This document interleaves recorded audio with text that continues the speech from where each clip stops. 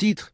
Mes yeux sont presque sortis de ma tête lorsque j'ai vu un message de ma femme infidèle à son partenaire. Mon mari part à nouveau en voyage d'affaires. Si vous m'emmenez à Hawaï, je promets de réaliser tous vos fantasmes les plus fous. Maintenant, c'est à mon tour de porter un coup fatal à ces salauds. Chapitre 1. Le message qui a tout changé, c'était un jeudi soir et je préparais mes bagages pour un voyage de travail de 2 jours à Denver. Rien de dramatique, rien de nouveau. Je voyageais 2 fois par mois et elle faisait toujours tout un plat de prétendre que je lui manquerais.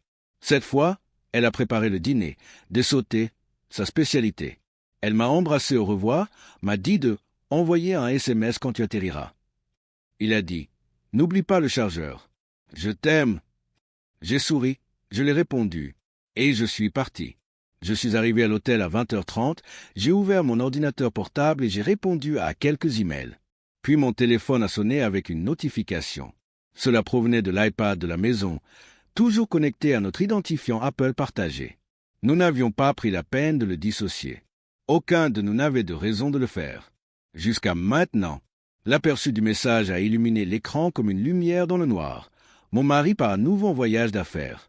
Si vous m'emmenez à Hawaï, je vous promets de réaliser tous vos fantasmes les plus fous. Je l'ai regardé, figé. Un autre message est arrivé quelques secondes plus tard. Ne vous inquiétez pas, il est trop ennuyeux pour remarquer quoi que ce soit. Tout ce qui l'intéresse, c'est le travail et les feuilles de calcul. Le nom en haut, Tyler. Le bruit de quelque chose qui claque doucement. Je n'ai pas crié. Je n'ai pas jeté le téléphone. Je ne l'ai pas appelé. Au lieu de cela, j'ai fait défiler. 38 messages. Photos. Confirmation d'hôtel. Référence à la dernière fois sous la douche et cette fois sur le balcon. Elle avait prévu ça. Ils avaient des dates fixées. Elle utilisait mon horaire de voyage pour coordonner leurs vacances. Elle m'utilisait comme alibi de voyage. Chaque fois que je partais pour construire notre avenir, elle en profitait dans mon dos. Et elle n'a même pas pris la peine de le cacher. Eh bien, pourquoi le ferait-elle? Elle pensait que j'étais stupide. Prévisible, sûr. Elle n'avait aucune idée de ce dont j'étais capable lorsque j'étais poussé. J'ai éteint l'écran, pris une profonde inspiration et me suis murmuré. « Tu veux un fantasme, ma chérie? Je suis sur le point de te confronter à la réalité que tu n'oublieras jamais. » Chapitre 2. La trame de fond qu'elle a oubliée. Je m'en suis souvenu bien avant ce message. Bien avant que Tyler ne devienne un nom qui me faisait serrer la mâchoire, nous étions quelque chose de réel. C'est du moins ce que je pensais. J'ai rencontré Alina à l'université. Elle était vive, ambitieuse, le genre de femme qui ne se contentait pas d'éclairer une pièce. Elle en était propriétaire. J'étais plus réservé, mais nous nous sommes équilibrés. Elle a apporté la couleur. J'ai apporté la structure. Nous sommes tombés durement. Rapide. Ils ont emménagé ensemble avant l'obtention de leur diplôme. Mariés 1 an après. Pendant les premières années, nous étions ce couple que les gens enviaient des blagues intérieures. Plats à emporter en fin de soirée. Voyager à travers le monde quand nous en avions les moyens. S'écraser dans des Airbnb bon marché et rire du cafard à Rome. Cette version d'elle est gravée en moi. La façon dont elle s'endormait sur ma poitrine pendant que nous regardions de mauvais films. La façon dont elle a pleuré quand je l'ai surprise avec notre chien. La façon dont elle a murmuré « Je te fais confiance pour tout ». Juste avant d'acheter notre première maison, c'était la femme avec qui je me suis engagé. C'est la vie que j'ai construite. Et c'est pourquoi la trahison n'a pas seulement fait mal, elle a brisé notre récit. Le changement, la version qu'elle prétendait être normale, a commencé de manière subtile. Elle a commencé à s'entraîner davantage, passer plus de temps avec les filles. Se battre pour rien, puis agir froidement et distant, comme si j'étais le problème.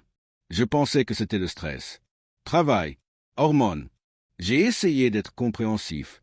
Lorsque j'ai pris des heures supplémentaires pour développer mon cabinet de conseil, elle m'a traité de bourreau de travail. Lorsque je nous ai réservé des vacances pour nous reconnecter, elle a dit qu'elle avait besoin d'une pause pour se libérer de la pression. Mais elle n'a jamais cessé de me laisser tout payer. Je n'ai jamais dit non à un dîner de luxe ou à un sac de créateur. Parce que j'étais toujours utile. Chapitre 2, suite. L'illusion, c'est tout ce que j'étais pour elle à ce moment-là. Un coffre-fort. Un calendrier. Un gars qui a quitté la ville assez longtemps pour qu'elle puisse jouer un autre rôle. Et maintenant, je savais qui elle était vraiment. L'Alina dont je me souvenais, elle est morte quelque part entre son premier mensonge et son dernier selfie. La femme qui l'a remplacée était une illusion organisée, une bobine ambulante sur Instagram. qui filtrait chaque photo, mettait en scène chaque candide et utilisait mon nom de famille comme une marque, pas comme un lien. Elle a gardé notre photo de mariage sur la commode, juste à côté d'un tiroir rempli de lingerie que je ne l'ai plus vu porter. Un souvenir pour l'optique, pas pour le sentiment. Maintenant, j'ai compris, elle ne faisait pas que tricher.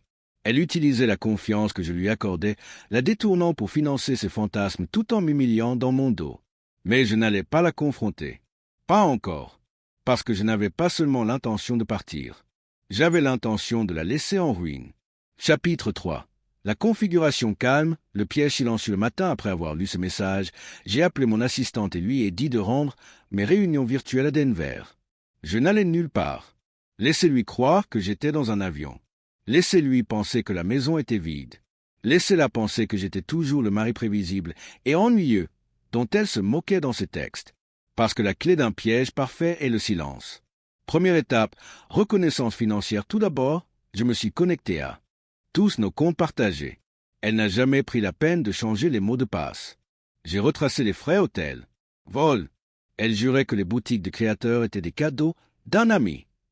J'ai trouvé des cartes de crédit qu'elle a secrètement ouvertes, utilisant nos revenus communs comme levier. Elle n'était pas seulement déloyale, elle était frauduleuse. Elle a volé notre mariage comme un voleur en talons. Ensuite, j'ai fait appel à un jury comptable, un de mes amis. Silencieux, mortel et efficace. Je lui ai dit, je n'ai pas besoin qu'elle soit en prison. J'ai besoin qu'elle soit exposée et en faillite. Il sourit. Nous allons faire crier ses finances. Deuxième étape, la configuration juridique ensuite. J'ai rencontré mon avocate, Kate. Tranchant comme une lame. Tolérance zéro pour les manipulateurs. J'ai tout exposé. Texte, déclaration, photo, même un enregistrement d'écran d'elle planifiant le voyage à Hawaï avec Tyler, tout en me traitant de fidèle Golden Retriever. Kate haussa un sourcil, feuilleta le dossier et dit « Nous allons écraser ça ». Elle m'a aidé à restructurer les actifs de notre entreprise en séparant les fonds personnels et ceux de l'entreprise afin que je puisse protéger chaque dollar que je gagnais hors de sa portée. Nous avons déposé une demande de séparation discrète scellée pour l'instant. Et puis nous avons rédigé un accord post-nuptial qui ressemblerait à une offre généreuse à Alina, jusqu'à ce qu'elle le signe et réalise à quoi elle avait renoncé. Troisième étape, surveillance et confirmation. J'ai installé un système de caméras domestiques discret pendant son absence se faire les ongles. Probablement pour lui faire du bien. Une caméra dans le salon, un devant la porte d'entrée, un dans la cuisine. Pas de son, juste un suivi de mouvement. Ce week-end-là, elle a amené Tyler chez moi. Ma maison. Ils préparèrent des boissons. J'ai ri sur mon canapé. Il se pencha par-dessus l'îlot de cuisine comme s'il lui appartenait. Alina lui a donné du caviar que j'ai acheté pour notre anniversaire l'année dernière. Celui qu'elle a oublié, parce qu'elle avait une migraine. J'ai tout regardé à distance depuis mon bureau. Ma mâchoire ne s'est pas serrée. Mes poings ne se sont pas serrés. J'ai juste souri, parce que j'avais enfin tout ce dont j'avais besoin. Quatrième étape, la laisser entrer dedans le lendemain. Je lui ai laissé un cadeau sur le lit, une enveloppe blanche. À l'intérieur, 2 billets de première classe pour Hawaï, un email imprimé de son mari confirmant la réservation, et une note manuscrite qui disait « Vous méritez un fantasme, profitez du voyage ». Elle m'a envoyé 3 émojis en forme de cœur et un visage embrassé. Le meilleur mari de tous les temps qu'aurait un baiser.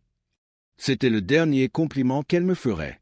Parce que pendant qu'elle partait au paradis, je préparais sa réalité. Chapitre 4. Le démêlage public. Alina est partie pour Hawaï, rayonnante comme si elle venait de gagner à la loterie, bagages en remorque, lunettes de soleil, baiser soufflé depuis la fenêtre du beurre. Je t'appellerai quand j'atterrirai, bébé. Elle a fait un clin d'œil. Je lui ai répondu. J'ai souri. Passez le moment de votre vie. Elle ne savait pas que j'étais là tout le temps. Aucune idée que je l'avais regardé jouer à la maison avec Tyler dans ma cuisine. Aucune idée que j'avais vu les messages qu'elle a envoyés par la suite. J'ai réservé et payé. Il est tellement ignorant que ça fait mal. Nous ferons tout ce dont vous avez rêvé. Je porterai même le bikini rouge envoyé en baiser. Ils ont atterri à Honolulu dimanche soir. Lundi matin, son monde a commencé à s'effondrer. Première étape, l'email qui a fait l'effet d'une bombe à 9h01 exactement. Un email a été envoyé à l'équipe de direction de son entreprise de ma part. Ligne d'objet. Ré. Conflit d'intérêts et détournement de fonds. Alina au nom de famille ci-joint. Capture d'écran de ces messages explicites. Planifiant le voyage tout en prétendant travailler à distance. Des reçus montrant qu'elle a utilisé sa carte de voyage d'entreprise pour couvrir les frais d'accessoires lors de sa dernière visite avec chapitre 5, les Fallow Tyler qui s'avère être un fournisseur sous contrat. Une analyse financière détaillée a montré une utilisation abusive personnelle des dépenses professionnelles. Les RH l'ont compris. Le PDG l'a compris. Le conseil d'administration l'a compris. À 11 heures du matin, elle n'avait plus accès à la messagerie électronique de son entreprise. À midi, elle a reçu un avis de licenciement, invoquant un manquement à l'éthique et une faute fiduciaire. Elle m'a appelé. Je n'ai pas répondu. Deuxième étape, l'option nucléaire sociale, puis vint le deuxième coup dur. J'ai envoyé un message soigneusement rédigé, encore une fois avec des captures d'écran et des reçus à ses parents, à sa meilleure amie Jess et à son professeur de yoga qui publiait toujours sur « Vivre avec intégrité ». Ils n'étaient pas bavards. Ils étaient fidèles envers moi. Jess a répondu « Qu'est-ce que c'est? Elle est dégoûtante. Je suis vraiment désolé. » Ses parents m'ont appelé ce soir-là. Stupéfait, gêné, honteux. Elle a dit que tu étais froid et distant, que tu étais le problème. Je n'avais pas besoin de discuter. Je laisse juste parler la vérité. Troisième étape, le marteau juridique mercredi, j'ai demandé le divorce. Officiellement, publiquement, irréversiblement. Alina a reçu les papiers par voie électronique, alors qu'elle était assise au bord de la piscine à Maui. Le document était brutal et à toute épreuve. Pas de pension alimentaire pour le conjoint. Restitution des fonds matrimoniaux volés. Protection complète des actifs. Le tout basé sur le postnuptial qu'elle a aveuglément signé des semaines plus tôt. Vous vous souvenez de ce postnuptial généreux? Il comprenait une clause stipulant que toute infidélité entraînant des dépenses matérielles perdrait son droit aux biens matrimoniaux. Elle a envoyé un texto. « Tu fais ça pendant que je suis en vacances ?» J'ai répondu « Non, je fais ça parce que tu es en vacances. » Elle n'a plus répondu. Le coup final. Les retombées à son retour du paradis, le paradis avait disparu. Elle était au chômage. Persona non grata dans son cercle social. Et faire face à des poursuites judiciaires de la part de moi et de son ancien employeur. Tyler a disparu. Je les fantôme à la seconde où elle a perdu l'accès au luxe. Apparemment, les fantasmes les plus fous ne vont pas plus loin lorsque votre Amex est refusé. Elle a parié son avenir sur un plan de secours qui ne la soutenait pas. Et moi, j'ai emménagé dans un nouveau loft avec vue sur la ville. Embauché une équipe de nettoyage. Ses affaires étaient emballées et stockées dans une unité à laquelle elle ne pouvait pas accéder sans ma permission. Je lui ai donné 30 jours. Après cela, tout serait vendu, tout comme son histoire. Chapitre final, vous vouliez un fantasme. Je t'ai donné la réalité. Le dernier message qu'elle m'a envoyé est arrivé une semaine après son retour d'Hawaï. Pas de colère. Aucune menace. Juste une phrase. J'ai fait une erreur. Ce que nous avions me manque. Je l'ai lu une fois. Puis je l'ai supprimé. Parce qu'elle ne cherchait pas d'amour. Elle se remettait de la perte. La version de moi qu'elle pouvait exploiter lui manquait. La sécurité. Le statut. L'illusion du pouvoir. Mais cette version de moi avait disparu. Et l'homme qui la remplaçait, il ne reprend pas les objets cassés. Il en reconstruit les plus forts. Aftermath Pease n'est pas bruyant. C'est propre, je ne l'ai jamais revu en personne. Elle ne s'est pas présentée à la prise en charge de la propriété. N'a pas reconnu ses tentatives de s'excuser auprès de connaissances communes.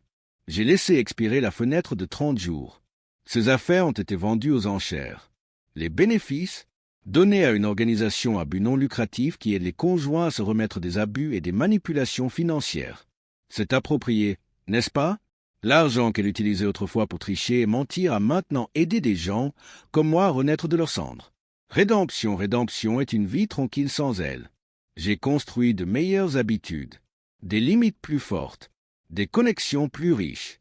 Finalement, j'ai recommencé à sortir avec quelqu'un, mais avec précaution, sans se précipiter. Et un soir, lors d'un dîner lent avec quelqu'un de nouveau, j'ai réalisé quelque chose. Je ne regardais pas par-dessus mon épaule. Je ne m'inquiétais pas des mensonges. Je n'essayais pas de réparer quoi que ce soit. J'étais juste présent. Quelque chose que je n'avais pas ressenti depuis des années. Et tout ce que cela m'a coûté, c'est de me débarrasser de la seule personne qui avait utilisé ma loyauté comme paillasson. Pensée finale, elle a joué à un jeu. J'ai changé les règles.